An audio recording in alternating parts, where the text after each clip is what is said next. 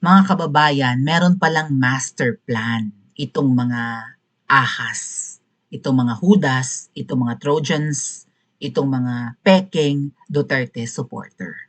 At ang ultimate target nila ay si VP Sara. For now, ginagamit pa nila si Inday dahil nasa pwesto. Hindi pa nila pwedeng birahin, obviously. Pero ang ginagawa nila, nilalagas nila unti-unti ang mga totoong supporters ni VP Sara at ng mga Duterte para pagdating ng 2028 kung sakasakaling magkakaroon ng elections at sana nga ay magkaroon, sana nga wag na tayo umabot ng elections, di ba? Sana mangisay na yung bangag. Sana mawala na sa landas natin yung adik, right? Para pumosisyon na si VP Sara. Pero alam niyo naman, masamang damo, matagal mamantay, no? So malamang sa alamang mag-aantay tayo ng 2028. Pero hindi pala talaga papayagan ng mga demonyo sa Pilipinas na dumating ang 2028 at makatakbo si VP Sara as president. Kaya gumagalaw na ang kanilang mga pinakawalan na mga double agents or mga mata para ilagas, no? Lagasin, alisin, gibain, sirain itong mga supporters ni VP Sarang totoo sa mga Duterte. Totoong nakasupport. Sila ngayon ang nagpe-pretend na sila ang totoong Duterte supporters. Pero unti-unti nyo nang mahahalata, ito naman kasing mga kalaban ni na VP, mga nag-hire nga, mga ano naman, mga syunga. Yung mga hinire nilang double agents, mga syunga, iisa nga lang dyan yung hindi ko mahala. Dalawa actually. Dalawa sa double agents, marami, karamihan sa mga double agents, hindi ko nahalata nung una. Nahalata ko na lang itong dalawa na never mo talagang malalaman na ahas kung hindi dahil kay Miss Maharlika. One is si Alpot at yung isa ay yung sumasamba kay. So nag-post ako mga kababayan and then i-elaborate ko to ha. Paki-follow po ng Maui Spencer page mga kababayan hangga't hindi pa na-take down. Kasi kung hindi ako nagla-live sa YouTube, nagpo-post naman ako sa Maui Spencer page. So sabi po ng isang informante natin, ang master plan ng Team Alpotista at mga double agents ay buwagin ang mga DDS para hindi makatakbo si VP Sara sa 2028. Yan pala yung master plan. Yan pala yung ultimate goal nila. Okay? Kailangan mabuwag ang mga Duterte supporters. Para kapag mahina ang pundasyon ni VP Sara, syempre ang foundation ng politiko, ang kanyang mga supporters, hindi makakatakbo si Inday sa 2028. Gagawan talaga yun ng paraan. Sabi nga ni Doc Lorraine Badoy, kung hindi may impeach ng mga demonyo si VP Sara, babangbangin yan. Buburahin nila sa landas yan. Hindi pwedeng tumakbo si VP Sara Duterte sa 2028 kasi kahit doktorin nila yan, sure win. Landslide vote. Na kapag dinoktor nila ng malala ang dayaan at ang automated elections, halata ng taong bayan.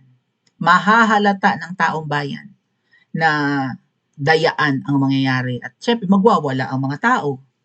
Isipin nyo kung 2028 tapos ang nanalo ay si Risa. Risa virus. Yung Raffy Tulfo ba? Yun yung Raffy Tulfo, di ba? Pinakasikat na Tulfo yon. Maniniwala pa ako na pwede niyang talunin si VP Sara kung totoo siyang nagpe-perform. Kaso mo mukhang nawala ng balls si Raffy Tulfo 'di ba? Hindi makinang ang balls ngayon ni Raffy Tulfo. Hindi sinaw, ano ba tawag diyan? Hindi magilak or whatever. Hindi shiny ang kanyang balls ngayon. Inutil ngayon si Raffy Tulfo, right? Kumpara kay VP, hindi siya uubra. Pero kung si Tulfo matino, baka. Nga pala ma-share ko sa inyo. Kung si Ngiwi ay secret na manok noong 2022, ng mga dilaw, ng mga oligarchs, ng mga makakaliwa. Hindi natin naalaman yun eh, na sikretong manok pala si Ngiwi. Eme-eme lang na ang manok ng mga, di ba, ng mga dilaw ay si BFF Lenny, manok ng mga oligarchs at kung ng mga makakaliwang grupo ay si BFF Lenny. Pero ang sikreto, sabi ko sa inyo eh, ang ginagawa ng mga sabungero, ng mga sugarol ay hindi tumataya sa isang manok lang. Tatayaan nila lahat, di ba? Para hindi sila talong-talo. Para mananalo pa rin sila. Sabi ko nga sa inyo, kung 10 ang presidentiables, malamang sa alamang, tatayaan nila karamihan dyan, 8 hanggang 10. Para kung sino ang umupo, may utang na loob sa kanila. Oh, kung isipin niyo kung ang mga billionaires ng Pilipinas kay BFF Lenny lang tumaya, edi lugi sila. Sikretong tinayaan si Ngiwi at ayan, si Ngiwi ang nanalo o kese hodang nalagasan ng milyones ang mga oligarchs sa pagtulong kay Lenny, wagi naman sila kay Ngiwi. May utang na loob ngayon si Ngiwi sa kanila. See? Merong sikretong manok ang mga oligarchs, mga bilyonaryo, ang mga dilaw, ang mga makakaliwa sa 2028 na hindi natin iisipin na kalaban yun. Pero sa tingin ko, hindi niya kakalabanin si VP Sara kung makakatakbo si VP Sara sa 2028. And I hope hindi magtagumpay ang mga demonyo na pigilin ang pagtakbo ni VP Sara sa 2028. So meron sila ngayong panibagong plano, sikretong plano, at ito ay ang paggamit nga sa Team Alpotera at sa mga double agents para buwagin ang support base ni VP Sara at hindi siya makatakbo sa susunod na presidential elections. Ano ang sabi ng mga double agents, mga kababayan? Itong mga masasama ang ugali na Duterte supporters na mahilig manulisit na mga mukhang pera. Tapos para hindi sila yung magmukhang pera, sa amin nila binabato ang issue. Pero kung titingnan mo, ang issue nila sa amin, EDSA lang. Isang beses lang. Ang issue sa kanila, buwan-buwan. Tuwing may event, may issue. Laging involved sa usapin ng pera. Naglalabasan na ang dami-dami. Rally namin na hindi sila kasali, nag-raise sila ng pondo, tumanggap sila ng pondo. Para doon sa EDSA yun, sila ang tumanggap. Rally ng INC, ganun din, nanulisit din sila. Okay? At kung ano-ano pang ganap, tuwing may ganap, raise ng pondo, noong may mga maisog rally, ganun din, raise ng pondo to mga double agents. Bumibili pa nga ng mga mosquito patches, ng mga drinks, ng mga stickers, at ng mga hindi naman essentials ng rally. Laging involved sa pera, di ba? Oh, ang pinalalabas nila, itong Team Maharlika or Team Hanilet Avancenia, itong mga sumusuporta kay Ma'am Hanilet, ang nagdi-divide sa DDS. Sino ba ang nangaaway kay Ma'am Hanilet? Di sila yung nakaka-divide. Sino ba yung ayaw matawag na DDS? Since 2016, DDS ang tawag sa karamihan. Sa halos lahat ng Duterte supporters, wala tayong ibang pangalan. Okay? Walang ibang pangalan ang mga Duterte supporters simula 2016 hanggang ngayon, kundi DDS. Pero itong mga Team Alpotera, lalo na ang mga double agents, ayaw na ayaw matawag na DDS. Kaya sila nag-imbento ng panibagong tawag sa kanila na Dutertista. Hindi raw sila DDS, sila raw ay Dutertista. Ano ang kaibahan nila sa DDS? Ang mga DDS daw kasi mga bobo. Mahirap daw tayo kasama sa laban. Sila raw ang nagpapatalino sa atin. Sa madaling sabi, itong mga Dutertista, ang taas ng tingin sa sarili. Mas matalino sila kaysa sa atin ng mga Duterte supporters. Kitang? Gumawa sila ng sarili nilang grupo. At gusto nga nila na ang mga DDS, para makategorize as matalino, ay lumipat na at kailangan ang itawag na sa sarili ay hindi na DDS, kundi Dutertista na rin. Sino ngayon ang nagde-divide sa support group ng mga Duterte? Ang ginagawa ng Team Hanilet, kaming mga naniniwala at nagmamahal sa mga mahal ni Tatay Digong, ay cleansing process. Inaalis natin at hinuhubaran natin ang mga peke. Kasi nakapang-recruit na malamang yung ibang double agents hindi naman nagsimula as double agent Malamang Duterte supporter talaga sila dati. Siguro nga nakikinabang dahil kapag dikit sa mga Duterte, 'di ba? Malapit sa puso ng mga OFWs. Kapag may ginawa silang fundraising, benta libro, benta t-shirt, manunulisit kapag may mga kalamidad, madaling tulungan ng mga OFWs, lalo karamihan sa OFWs, maka-Duterte. Ito, nanunulisit for bagyo, ang bait. Kaibigan to ng mga Duterte. Mapagkakatiwalaan natin, padalhan natin. Diba? So, may mga vested interest nakikinabang. So, maybe nag-start sila as okay, nga lang at na-infiltrate nga nitong mga double agent. Alam niyo, yung mga double agent, minsan pag-iisipan mo, ano ba to? NPA ba to? Ba't ang bunganga pang NPA? Ang ugali pang NPA, hindi ganito ang mga Duterte supporters. Tanggap natin ng mga DDS na ang wawarlahin lang natin yung mga dilaw, yung mga makakaliwa, di ba? Doon lang tayo magbubunganga, doon lang tayo magmumura. Minsan nga pinauubayan na natin kay Tatay Digong Si Tatay Digong lang nung panahon niya ang may karapatang magmura. Tayo mga DDS, behave tayo. Mahinahon tayo. Tama? Pero itong mga bagong sulpot ay ang sasama ng ugali. Hindi ganyan ang ugali ng DDS. Hindi masama ang ugali natin. Kaya nga tayo sumuporta kay Tatay Digong dahil alam natin mabuti ang kalooban ni Tatay Digong, mabuti siyang tao Bakit itong mga bagong sulpot, tapos nakapanghawa pa, ang ugali parang pinklawan. Pero yung iba sa mga double agents, mga kababayan, Marcos supporters yan. Na kailangan nilang maniktik. Loyalista ang iba dyan. Kung hindi loyalista, baka nga dilaw pa Pero may iba sa kanila loyalista. Tapos kunwari, hindi na kami kontento kay Hiwi, kaya dito kami sa Duterte na lang. Kasi nga, kapag Duterte vlogger ka or Duterte supporter ka, maraming OFWs ang tutulong sa'yo.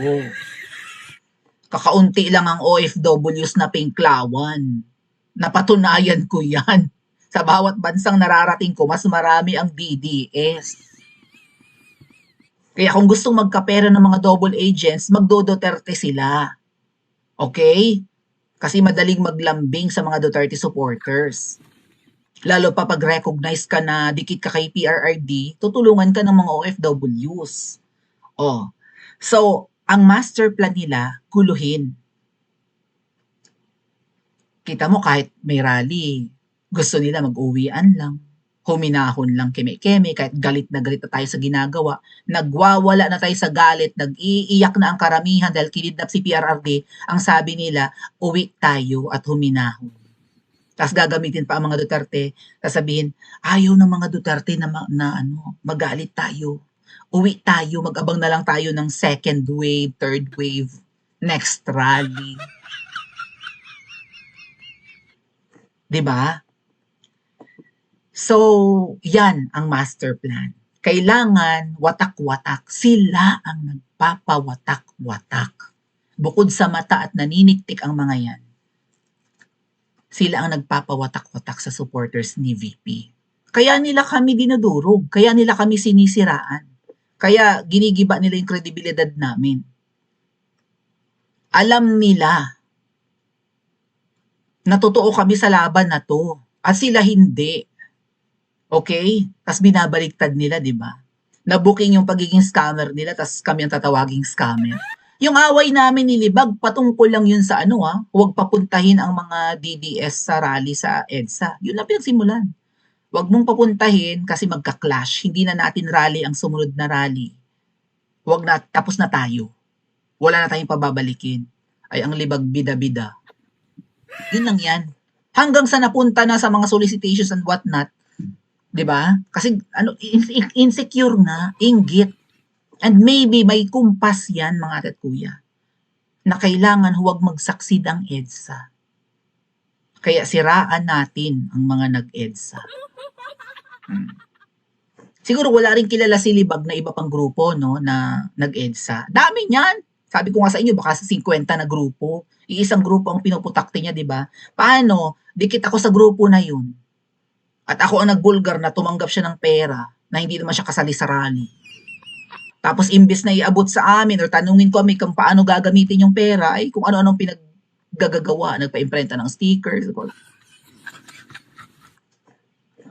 panghimagas ang stickers. Uunahin namin ang kumakalab naming tiyan doon sa rally kasi 24/7 yun. Doon matutulog, di ba? Ilang beses kang kakain. Hihigaan mo yung stickers.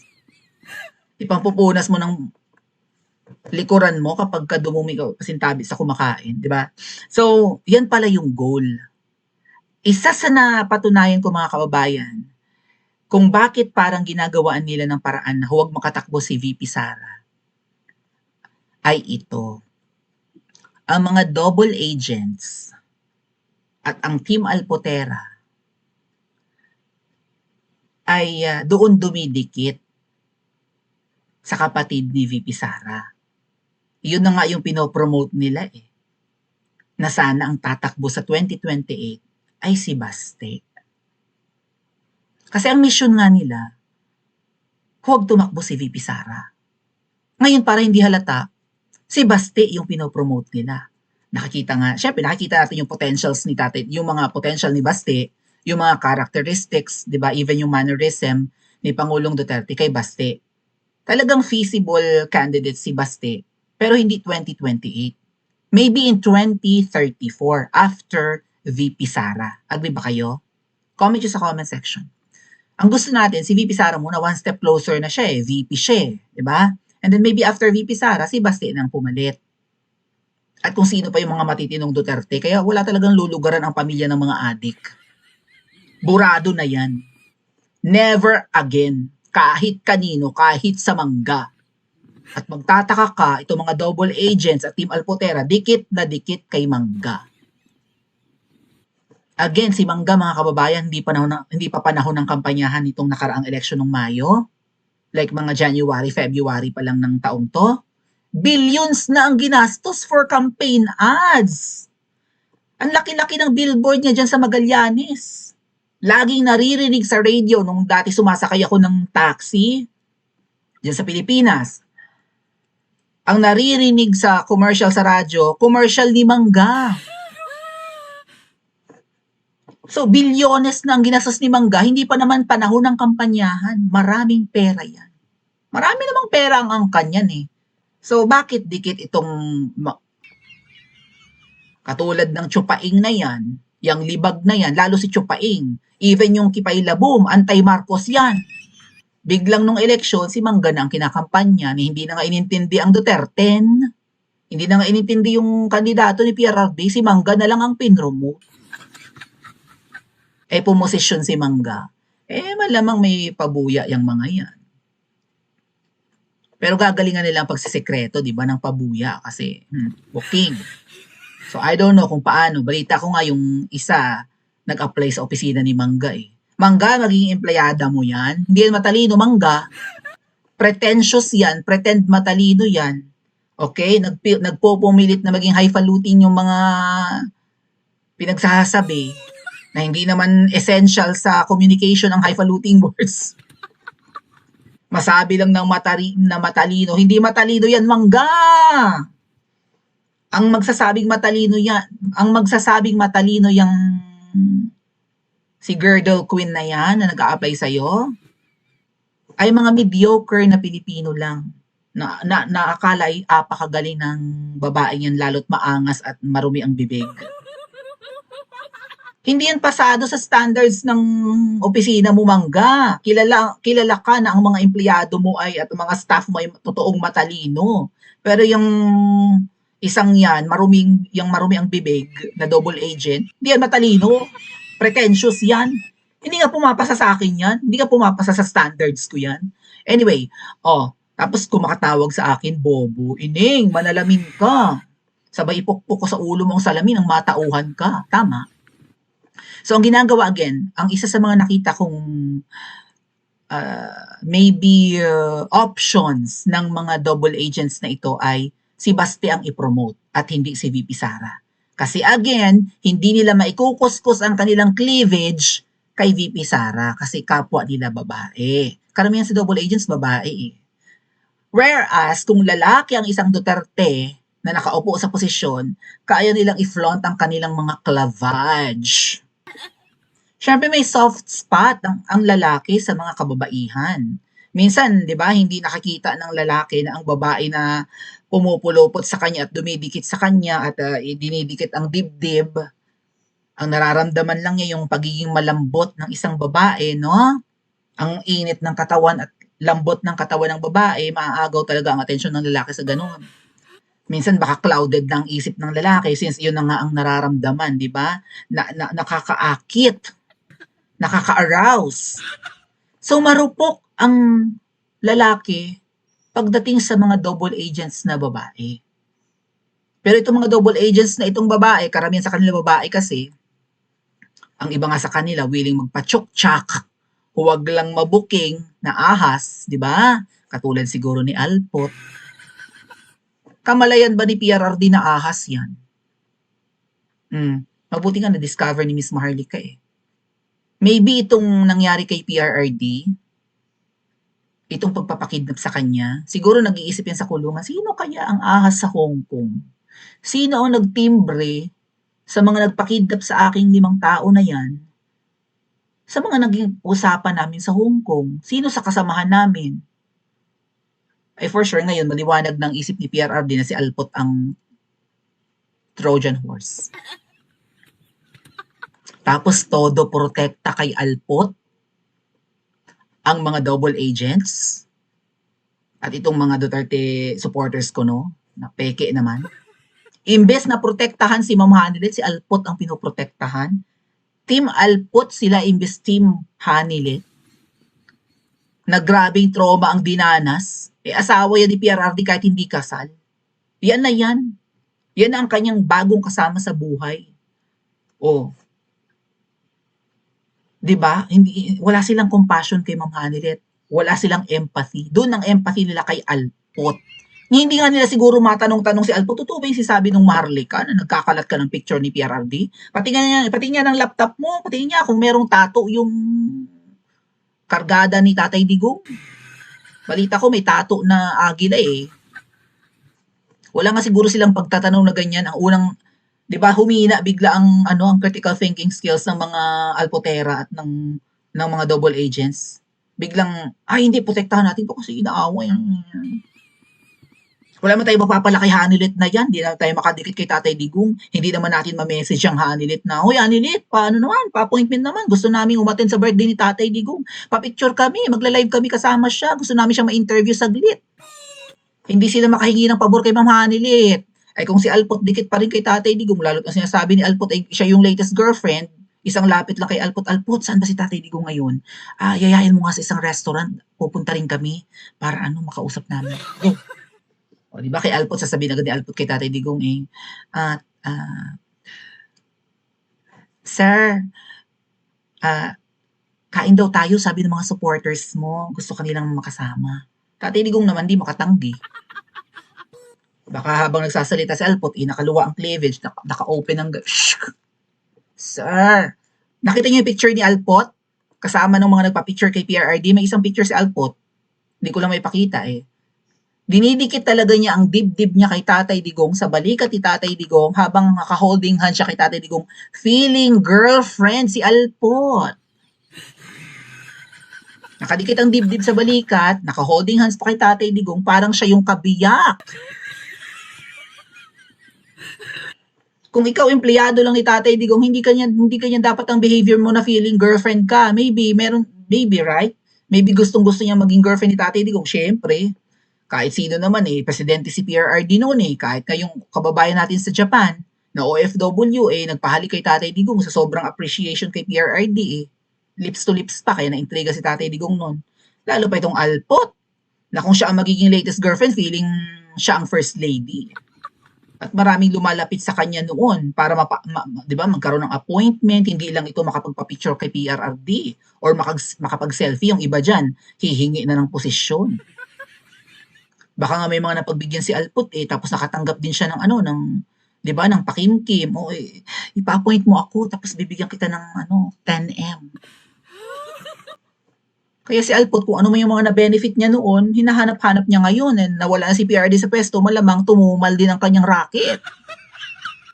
At para may racket, 'di ba, mata siya ngayon ng mga magnanakaw, mata siya ngayon ng mga adik. Willing, 'di ba, napakadali niyang ibinenta si Tatay Digong sa mga demonyo.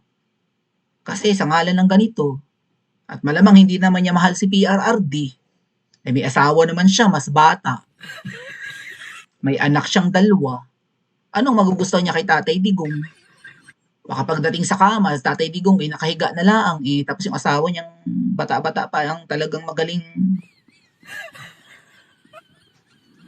ano tawag siya, halukay ube. Tatay Digong siguro dahil nga mahina ng katawan, nakahiga na lang. So malamang si Alput doon mag-i-enjoy sa kanyang live-in partner, hindi kay PRRD. Okay? So, abangan nyo mga kababayan. Yan ang gusto nilang gawin, no? Na ibang Duterte ang paupuin. Kaya parang okay lang sa kanila na ma-impeach si VP Sara. Kasi kung si VP Sara ay mai-impeach at hindi na makakahawak forever ng kahit anong posisyon sa government office, magtatagumpay sila na si Baste ang patatakbuhin sa 2028. Yan ay kung magkakaroon ng elections sa 2028. At kapag si Baste ang naging presidente, ang mga dughan ng mga Alpot, ang mga cleavage ay siguradong nakatiwangwang na kay Baste, no? Sa kung anumang pabor ang hihingi nila. Dahil hindi nila yan magagawa kay VP Sara, therefore, okay sa kanila na huwag makatakbo si VP Sara sa susunod na presidential elections. Payag kayo? Pa-comment po sa comment section at mag-like and subscribe din po.